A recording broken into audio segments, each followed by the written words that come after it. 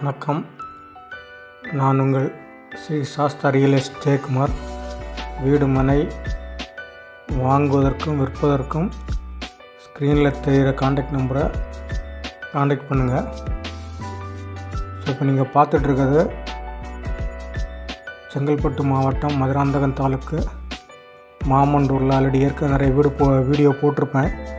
ஒரு பெரிய 100 ஏக்கர் ஒரு டவுன்ஷிப் ஆகிட்டுருக்குன்னு சொல்லிட்டு.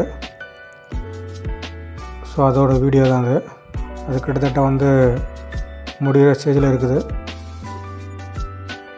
டெவலப்மெண்ட்டு. ஸோ இப்போது நம்ம சென்னையை 3 ஃபேஸாக பிரிக்கலாம். ஃபேஸ் 1 பார்த்திங்கன்னா தாம்பரத்துக்கு அந்த பக்கம், தாம்பரத்துனோம்னா கிண்டி சைதாப்பட்டு அந்த சைடு. ஃபேஸ் 2 பார்த்திங்கன்னா தாம்பரம் டு செங்கல்பட்டு. ஃபேஸ் 3 பார்த்திங்கன்னா செங்கல்பட்டு டு திண்டிவனம். இதில் நீங்கள் பார்த்திங்கன்னா செங்கல்பட்டு வரைக்கும் கிட்டத்தட்ட 50% சென்னை கவர் ஆகிடுச்சு. இன்னும் கொஞ்சம் இடம் தான் இருக்குது. இப்போ அடுத்தால Chengalpattu to Tindivanam 60 kilometre. So இந்த 60 கிலோமீட்டரில் செங்கல்பட்டுலேருந்து பாலாறு வரைக்கும் எந்த ப்ராஜெக்டோ அப்கமிங் டெவலப்மெண்ட்ஸ் எதுவும் இருக்காது. ஸோ அது ஆறு, ஏரி, குளம் அந்த மாதிரி காலம் எதுவும் இருக்காது. ஸோ அதை தாண்டிங்கன்னா பாலாறு தாண்டினா மாமண்டூர்லேருந்து ஸ்டார்ட் ஆகும். மாமண்டூர்லேருந்து அப்படியே கண்டினியூவாக திண்டிவனம் வரைக்கும். நான் ஏற்கனவே நிறைய முதலீடு பண்ணுறவங்ககிட்ட சொல்லியிருப்பேன், நீங்கள் இன்வெஸ்ட் பண்ணுறதா இருந்தால் தேசிய நெடுஞ்சாலையிலையோ மாநில நெடுஞ்சாலை பண்ணணும்னு சொல்லிட்டு. அது நல்லா அப்ரிசியேஷன் கொடுக்குற தேசிய நெடுஞ்சாலை பார்த்திங்கன்னா NH 32 திருச்சி சென்னை தேசிய நெடுஞ்சாலை. ஸோ இதில் நிறைய பேர் சொல்லியிருப்பேன், இதில் நல்லா சைலண்டாக நல்லா டெவலப் ஆகிட்டு வர ஒரு இடம் பார்த்திங்கன்னா தேசிய நெடுஞ்சாலையில் மாமண்டூர்னாலே 2 ஃபேமஸ். ஒன்று ஒரு பஸ் ஸ்டாண்ட் இருக்கும், இப்போ அது செயல்பாட்டில் இல்லை. அப்புறம் ஆண்டாளர் இன்ஜினியரிங் காலேஜ், அதுவும் செயல்பாட்டில் இல்லை.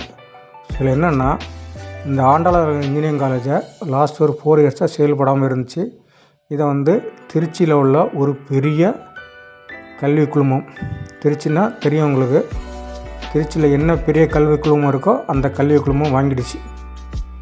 ஸோ வாங்கியதான வேலைகள் நடந்துகிட்ருக்குது. அதுபோக இந்த 100 ஏக்கரில் இருக்கிற இந்த ரெசிடென்ஷியல், இது ஒரு சின்ன மகேந்திரா சிட்டி. ஸோ இதை சுற்றி இண்டஸ்ட்ரியல் பார்க் இருக்குது. 400 ஏக்கரில் ப்ரைவேட் இண்டஸ்ட்ரியல் பார்க்கு, நிறைய அப்கமிங் ப்ராஜெக்ட் வருது. ஸோ நான் எங்களோட இந்த 100 ஏக்கர் பக்கத்தில் தான் ஸ்ரீ பத்மலதா அவென்யூ 2014 போட்ட வீட்டுமனை பிரிவு இருக்கும்.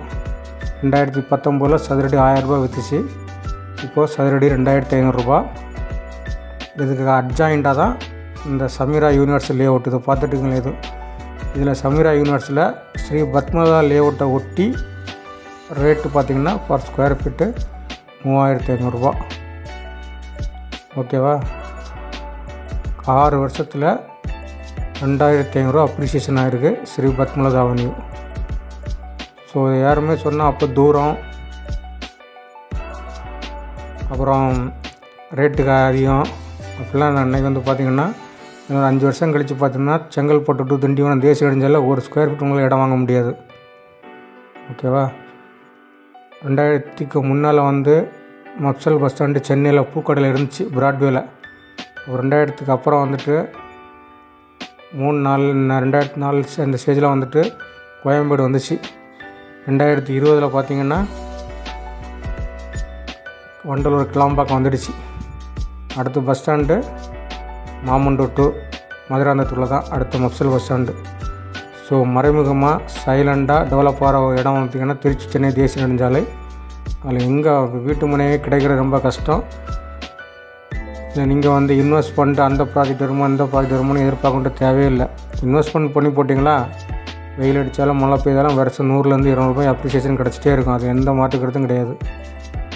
அதனால் இனியும் லேட் பண்ணாமல் நீங்கள் ஏதோ ஒரு தேசிய நெடுஞ்சாலை இல்லைன்னா மாநில நெடுஞ்சாலை, நீங்கள் திருச்சி சென்னையில் தான் வாங்கன்னு கிடையாது. இன்வெஸ்ட் பண்ணுற திருச்சி சென்னை ஒரு உதாரணமாக சொன்னேன். அதுக்கு தான் இந்த பத்மலதா அவென்யூ சொன்னேன், ஸ்ரீ பத்மலதா அவென்யூ. அதை சுற்றின பெரிய பெரிய ப்ராஜெக்ட்லாம் வருது. நிறைய upcoming project, residential, school, college, industrial park இந்த மாதிரி ஏகப்பட்ட டெவலப்மெண்ட் வருது. அதனால் லேட் பண்ணாதுங்க. இன்வெஸ்ட் பண்ணால் உடனே இன்வெஸ்ட் பண்ணுங்கள். நன்றி, வணக்கம்.